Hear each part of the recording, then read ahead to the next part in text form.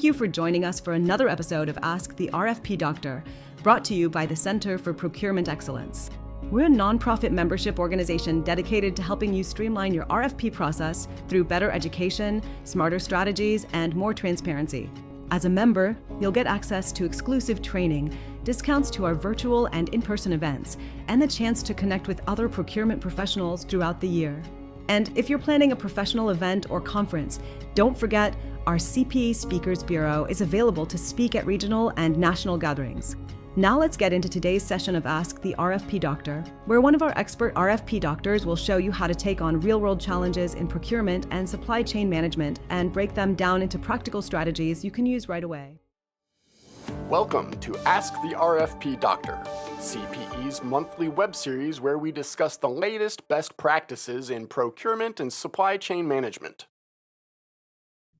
And we're going to talk about the hidden costs of aggressive negotiations today. So here's what the agenda will be. Maybe I'll set up the overall topic first, which is many procurement teams, or maybe it's not you in procurement, maybe it's the internal clients that we are working with and helping procure a project for. And a lot of times they'll pride themselves on negotiating a lower cost with that selected vendor, whoever came out on top of the evaluation process. But being overly aggressive here when you're down to that negotiation phase can ultimately backfire on us and harm the client organization and the projects. That's what we want to talk about today. And especially when your suppliers start to realize that your reputation as a client is you're going to be asking them to cut their costs and things like that, and really try to play hardball with them. The other term would be sharpening the pencil. Then they're going to adjust for that. We all have a reputation, and the negotiation phase is where we can make a large percentage of that reputation manifest to the supplier and vendor community. So we're going to talk about that today. The agenda for the day is to first discuss together what is an aggressive negotiation. Like what is it? Why does it happen? How are suppliers going to react to it? Then we're going to talk about why the idea of getting a vendor to sharpen their pencil or kind of lean on them during negotiations, why that only creates an illusion of savings rather than real savings. We'll walk through that and anticipate probably the biggest objection to that as well. And then we'll share what we recommend here at CPE as an alternative and try to back that up with some scientific evidence as well. Okay, so what is an aggressive negotiation? Let's start there by just reminding everyone what we mean here at CPE by the negotiation phase. That is, you've already received supplier proposals coming in. You've determined that they're responsive and responsible. You've gone through any evaluation of written materials. If you've had an interview, a presentation, or a product demo, that's all evaluated. Basically, all of your scoring from the evaluation period is assembled. And now you're in that negotiation phase, typically with the single top evaluated supplier. That's usually the last thing you do before you sign the contract. Make sure you get all the terms and conditions and the scope and so on, all ironed out so you can sign the contract. So that's the point in time that we are talking about today within your solicitation steps. Now, an aggressive negotiation would be defined as this. So it's whenever the client is in that negotiation phase and they say to the supplier or vendor, hey, we really like your proposal, but can you just be cheaper? Just shave a little bit off that cost, but give us the same stuff. Or they might say, we like your proposal, we'll take it at the costs and the price that it's at, but hey, can you throw in some of those extra bells and whistles or some of those extra things, throw on some of those value add items, but just, let's not change the cost, just throw those in there too to make us happy.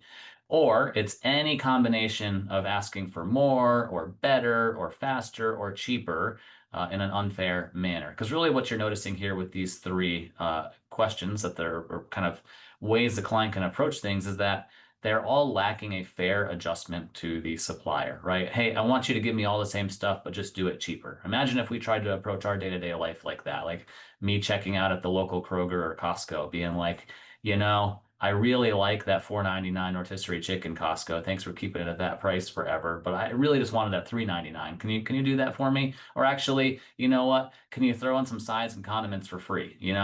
That's basically what we're saying here, right? It lacks a fair adjustment.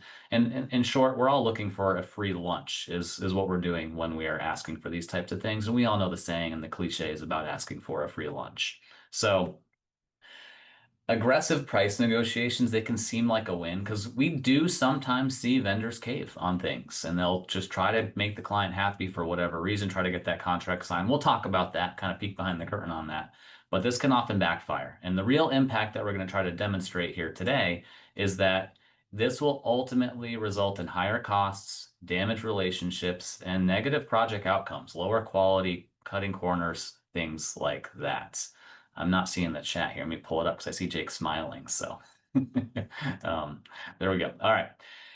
Let me give you a couple examples to illustrate this and what it looks like. So I'm going to give you just a blatant example. This is one that I personally experienced with a client that I was helping. This is a public sector client we were helping. I'm going to give you a screenshot of the actual evaluation matrix and the results that we got to. So you can see here we ended up bringing forward 4 firms to the interviews. You can see the interview scores down here. There were, I think, 6 total proposals. We shortlisted to 4 in this particular case. Those details don't really matter for today. And you can see where this is heading. You know, it really came down to a decision between firm 1 and firm 3. You can see firm 3 had the overall greatest total amount of points out of 100 possible points in the evaluation. They killed it. They were the #1 rank. They're, you know, quote unquote, the best value in this case. But we did have a couple executives who looked over at firm #1, the low bidder, even though they're way behind on the points here, and you can see the temptation. So, you know, you're looking at the price here, there's a $74,000 difference, but probably it's more accurate to think about that in a percentage difference because, you know, some of you might be dealing with super large capital projects or a huge enterprise, you know, software implementation. You're going to see much higher numbers than this. And in those cases, $74,000 may not sound like a huge difference. It's really a 14% difference in the pricing here is what we're looking at. And then if you look at the written proposal elements, firm 3 was basically twice as good, according to what the evaluators saw in their scores. You look down at the interviews, and there's a huge difference in the quality of the project team, at least how the evaluation team was perceiving it here. So you look at this and you say, well, we got to follow the ratings here and go forward with firm 3. But I can tell you, as the person facilitating that procurement process, in this case, we had an executive in the client side, you know, basically the sponsor of the project, who looked at this, and here's their quote that they said. This is, again, behind the curtain within procurement deliberations. No vendor got to see this, but you can tell sometimes that's where the sausage is being made, and you really got to watch out for things and police this as a procurement professional. So here's the quote. You're in the meeting, you're confirming that we're moving forward with firm #3 here, and then the executive speaks up and says this. Well, firm #3, they obviously have $74,000 of padding in their price. So what I want to do, this executive said, is let's pick them. Yeah, they won, but I'm going to tell them to do the project for $538,000. I want them to match the low bidder. Like, is that ethical? Absolutely not. And we are able to shoot this down and navigate through it, but it's those types of temptations that come in. And if we were to bring firm 3 into the negotiation phase, I mean, which is what we did, that executive was first thinking, how am I going to try to shave money off of them? And the funnier thing in that story was in the interview, we realized that the 538 here from firm 1 wasn't even a real price. They missed a bunch of scope, but still, yeah, you've got this approach coming in from this executive. So tough things like that. That's what we mean by an aggressive or probably, in that case, an unethical negotiation approach. There are some other more common aggressive negotiation tactics, I would say, that are less blatant than that. And really what we mean by that is this. A lot of times we'll see client groups that they approach that negotiation phase in a manner that is technically fair. Like, it's technically fair. And what I mean by fair is there is an appropriate adjustment between any two of cost, scope, schedule, and similar, right? If you want something for cheaper, then usually that means you have to reduce some scope. If you want someone to add scope, usually that means that there's an adjustment for cost, and then similarly for schedule. So as long as you're balancing those things out, that can be totally fair. However, and you know, unfair is the opposite of that, but however, what we see a lot of is clients still kind of overly focus on that transactional negotiation to see if they can fine tune and kind of nickel and dime things in some way, even if they are doing a technically fair adjustment. They're just trying to see how much they can get in there. Or they'll try to, you know, put in some terms and conditions or whatever the case is. And we're going to argue that that's not the #1 top priority that you should be approaching your negotiation phase with. So we'll get there. Because if it feels like the approach is, hey, I want to win the negotiation, if that's what the client group is thinking, is did we win that negotiation? We're going to argue that that is the entirely wrong perspective of how to approach the negotiation phase. All right. Now, why do things like that happen? Like, why do we see things where there are clients who want to ask a vendor to sharpen their pencil, like the example I just shared, or throw extra scope and bells and whistles in there, like get some extra adders out of them, or similar, right? It could be making the vendor swallow a pretty terrible term or condition just buried within the contract, things like that. Like, why does that happen in the negotiation phase? Well, there's a few different reasons, and I'll give you some of the just things that we're up against organizationally sometimes. So honestly, how we measure success in procurement, some of the key performance indicators that we look at, sometimes our teams are encouraged to track the amount saved, right? The average market price was this. I selected the low bidder for that. Therefore, I saved this much money. That type of thinking, that low bid mentality is something that's still pervasive out there. That's a challenge, and that can lead to some of that sharpening of the pencil approach. There's often a disconnect between project outcomes where the people who are negotiating those contracts and involved in the procurement process are not always the ones who have to manage the project itself and make sure it's actually delivered successfully. So there's a disconnect in what winning actually means or what a good outcome actually means for the client organization. If I can shave a few $1,000s off, even if that damages the relationship and leaves a poor quality later, that's irrelevant because I won the negotiation and then I'm out. No feedback loop from the execution phase, right? Like, are we tracking the decision making that happened from our procurement process with how the project actually went? Are those connected? Is our organization across those silos, if they exist, are we all aligned on the same performance outcomes and metrics that we're being tracked against? Probably the more real, true reason here is it just feels successful, right? To say we got the client or we got the supplier to shave off 200K from their cost, even if that means things go poorer later, it feels like we won when we squeeze them. It feels like no matter if it goes poorer later, it's probably not going to go more than 200K poorer, right? We got that money. So it can feel that way just emotionally. Sometimes it's habit. Like, there's definitely a culture of this is how we've always done it, and we're going to approach negotiations with a hardball mentality, and that happens too. And then the other thing, and that we're really going to talk about a lot the rest of the time, is it's difficult to measure, right? You can only run each project and contract one way. You either are a aggressive negotiator and then suffer the consequences, or you're not. It's hard to know how it would have gone if you didn't take that approach. And it's hard to measure what the negative outcomes are because they're going to be a little bit softer and they're going to be hidden because your vendor is going to be trained. I have to hide the information from my client when I'm trying to make up that haircut I just took. All right. So how do suppliers react? We actually were given a request, sort of, for this topic by one of our RFP Doctor attendees. And this is something that happened recently within their organization. I don't know if that attendee is here, and you don't have to speak up if you are. I think you're here. But we're using these anonymously, right? So imagine you're a procurement group and you get the directive from new leadership that says, let's approach negotiations very aggressively. Let's see what we can get out of or win from our clients, or from our vendors. And how do those vendors and suppliers react? Well, in this case, one of our RFP Doctor attendees shared this with us. They said, hey, the first 3 times our organization really tried to do this and approach the negotiation with the top ranked supplier and say, I like you, but be cheaper, essentially was the argument. There's more nuance than that. I'm overly dramatizing it, but there were 3 reactions when the client asked vendors to provide these cost savings. The first time around, first project, they dropped their price by several hundred thousands of dollars. And you're like, wow, what a win is what the client group is thinking. And now the executives are bolstered by this, and let's keep doing this. Let's make this our normal approach. Let's make it how we always do things. Second project, one of the vendors said, sure, I'll reduce my costs, but then, what part of my scope am I going to remove to make it fair? And that was a bit of a shock maybe to, some of those who thought they got a big win on that first project. In another case, the vendor was like, I want to rescind my bid. I want out of here. This is unethical. This is not right. And if any other clients hear that this is happening with my pricing, then that makes me look bad. It can taint my future business, and I just don't want to be involved. So you get these 3 completely different outcomes as you approach it here. And those are kind of the 3 buckets. Is you get the accommodation for it. You say, sure, but let's be fair. And then you get those who are saying, this is just wrong. And all of those are reactions that we'll see. And in general, the reaction that we see overall from the vendor and supplier community, and this is a real story that we have from some suppliers that we had interfaced with here at CPE and in our day-to-day work at Simplar, is the suppliers usually laugh when they know that a client is going to do this.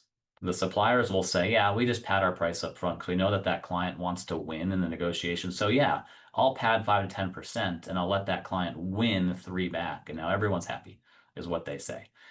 This is actually not true. I made these numbers up. The numbers were much more dramatic than this, but I felt like they were too high and none of you would believe me. But it's we've absolutely seen behind the curtain in the supplier community that certain clients who have really bad reputations, we have absolutely seen suppliers say, "Oh yeah, we step 1 foot onto that client's project grounds, and our price goes up 75%."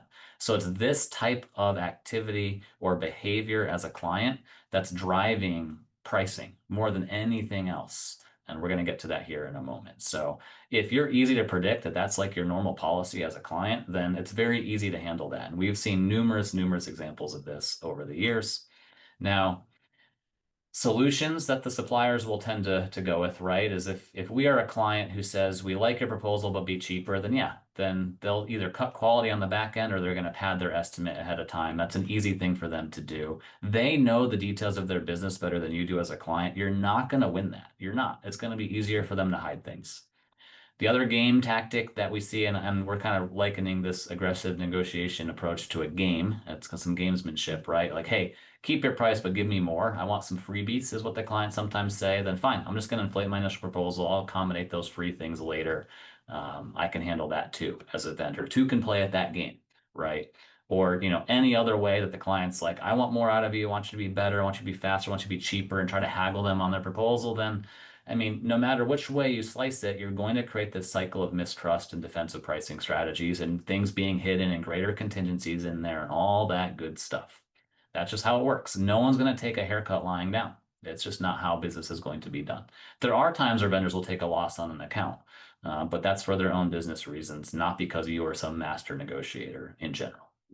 So, what are the negative outcomes of all this? The illusions of savings. So let's keep in mind, how do suppliers actually turn a profit in most business sectors? Well, it's by avoiding micromanagement and interference and interruptions from clients, because that all leads to increased cost. What they really want is speed and efficiency of delivery, like doing things the right way. That's usually an increased profit for them, but it's a win-win because doing things the right way, the way that a good, solid, expert vendor wants to perform business, is also usually good for the client in achieving their results. Speed is usually good for the client as well.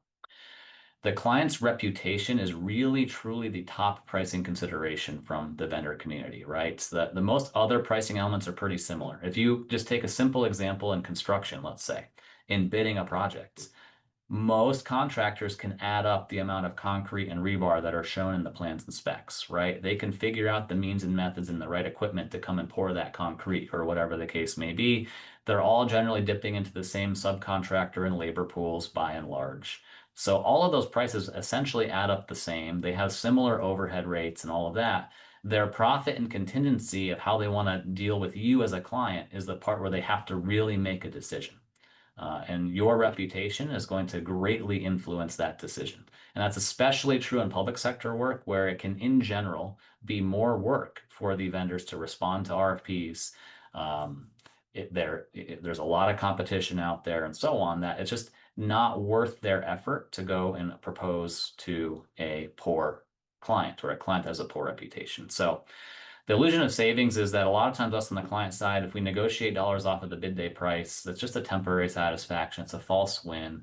You're going to get issues that happen later. There's hidden costs later, and you may never even get to see them, but you thought you won. And what we're trying to argue here is, regardless of what you think and feel, that may not be the same as reality. And we need to be thinking in terms of life cycle cost on our contracts, not just what it looks like on bid day. So here's a graphic, the classic iceberg graphic, of course, but we're going to liken it to the different types of costs that can occur on a project, right? So what you normally see and what most clients focus on is there's the direct costs of executing the project, the materials, the equipment, the labor, the technology. Yeah, maybe some overheads and markups and things like that. Maybe we see that in the competition at the RFP stage. But a lot of times what the client does not see is a big long list of other things, right? So what's actually driving your total cost higher? Some of it's going to be lower quality, cut corners, labor inefficiencies, rework from confusion around scope, contingencies that are built into the bid because they're pricing out risk and dealing with you as an aggressive client, inflated markups. Maybe they're not going to provide you with additional innovation ideas because this is an annoying client who's just trying to get freebies from us all the time. So why even bring it up? Don't even tell them that there's an option there.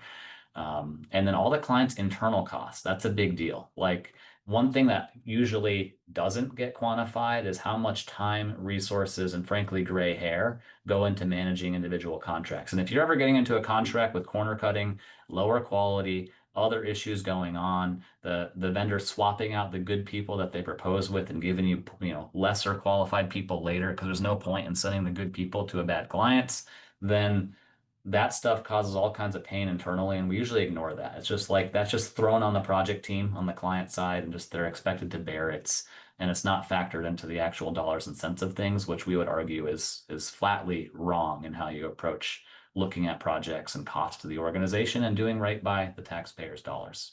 Okay, so in short, the cheapest project is going to be the one that's run by the best people under the correct conditions of attack, and not the one that just looks cheap on paper up front is really what this all boils down to. All right.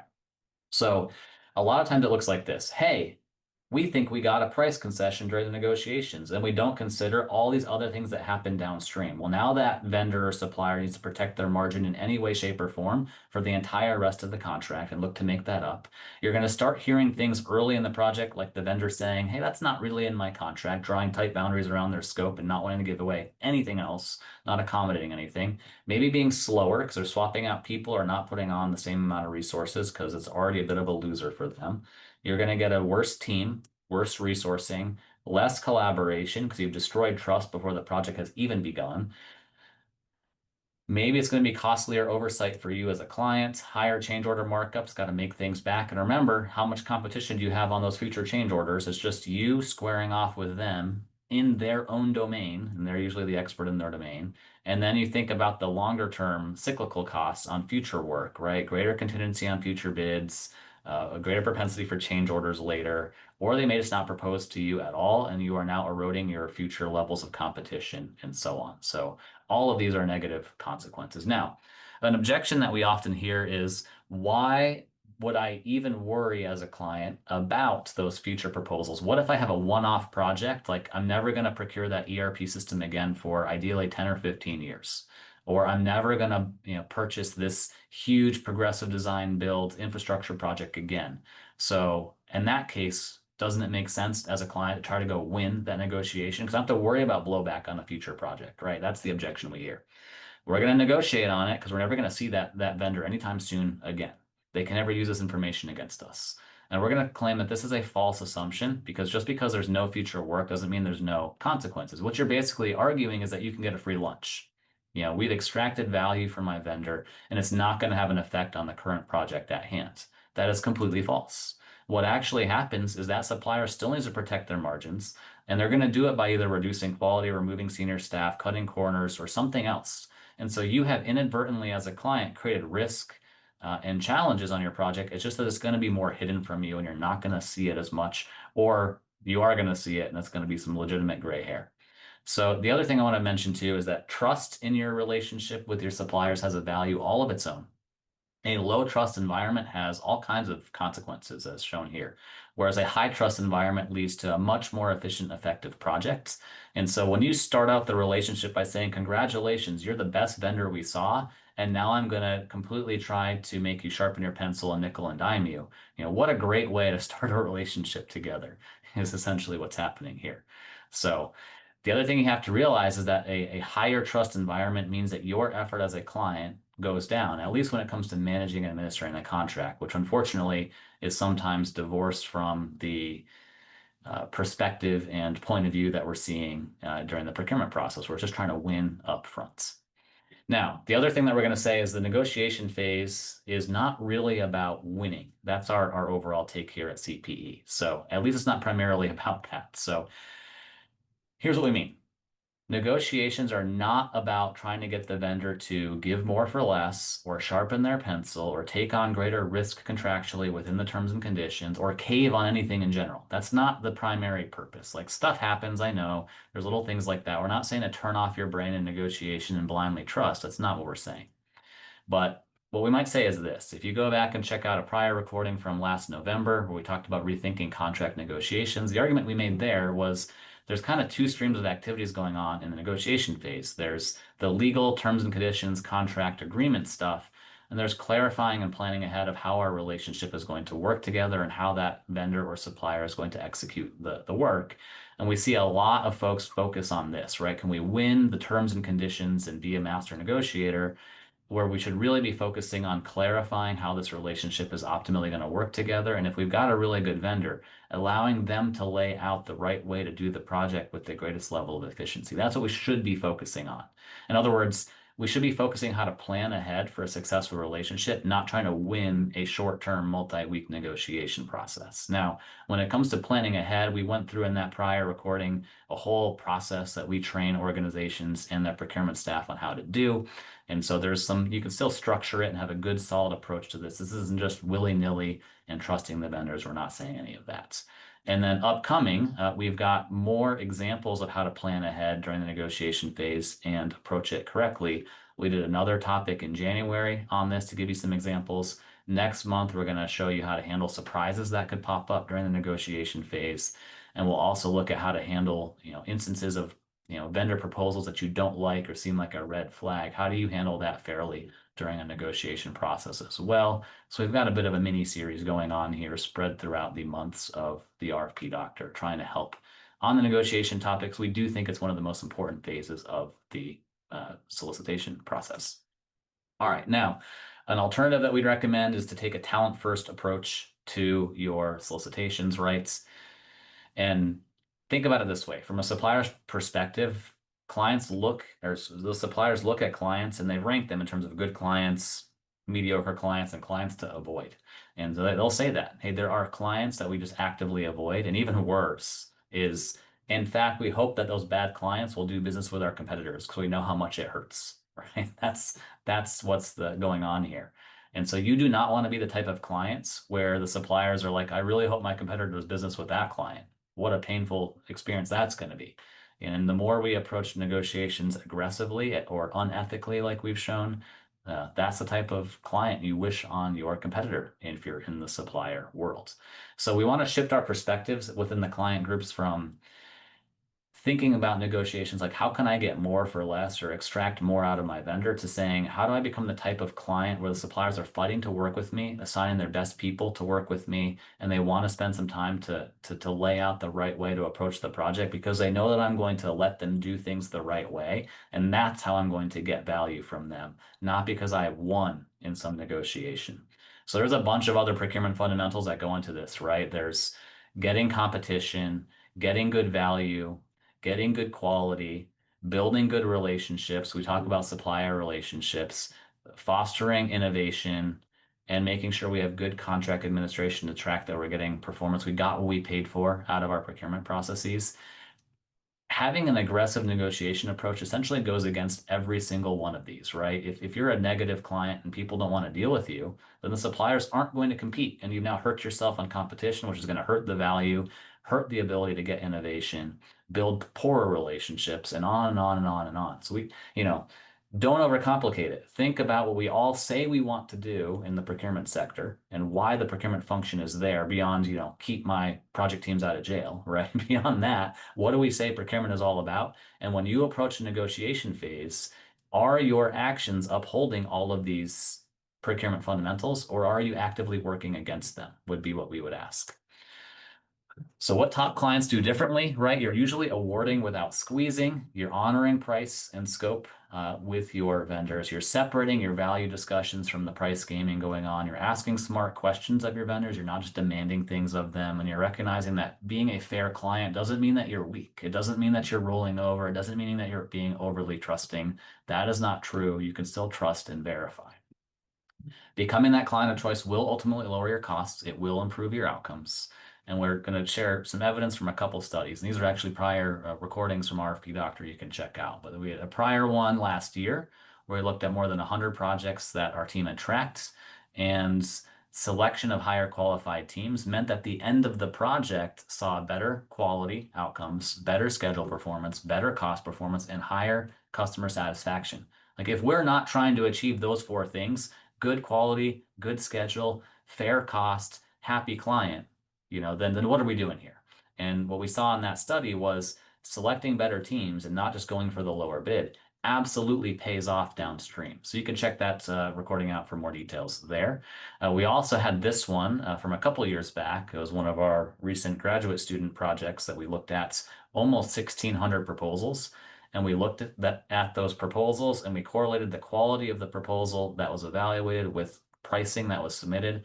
And a higher qualified proposal doesn't have any correlation with higher costs. And why that is that your high quality vendors and suppliers can just be more efficient and effective in how they deliver the work. And it doesn't necessarily mean there's a higher price tag overall assigned. And then a third one here is nearly 120 projects that we looked at.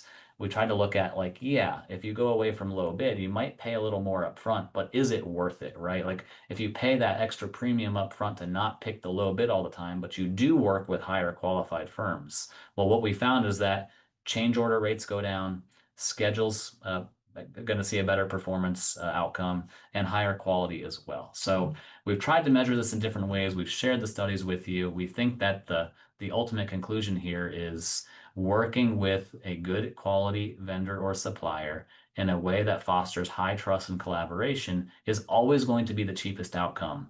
But we have to fight that urge to try to win and get a little bit of freebies out of them up front because we think that's the best outcome, even though all the data is against that mentality. So in summary, I've gone a little long, but we discussed three approaches to the negotiation phase where, unethically, the client might lean on that selected supplier, try to get more out of them. Secondly, we will often see clients focus on winning even though they're doing it in a fair fashion. We just think that's the wrong or misguided approach to negotiations altogether. And number three, what we would recommend is approaching negotiations where you're trying to leverage the expertise of that best team that you selected to get the best approach to delivering your project. And finally, we'll just close by saying win-lose doesn't exist. If you think you're winning as a client, and that means that vendor or supplier you're working with lost because they gave you something for free or they gave you more or whatever, it never works that way. That vendor or supplier will always find a way to make it up, almost always on the existing current contract, and if not then certainly on future work. And more likely, you're hurting yourself in both areas when you do things in a win-lose mentality.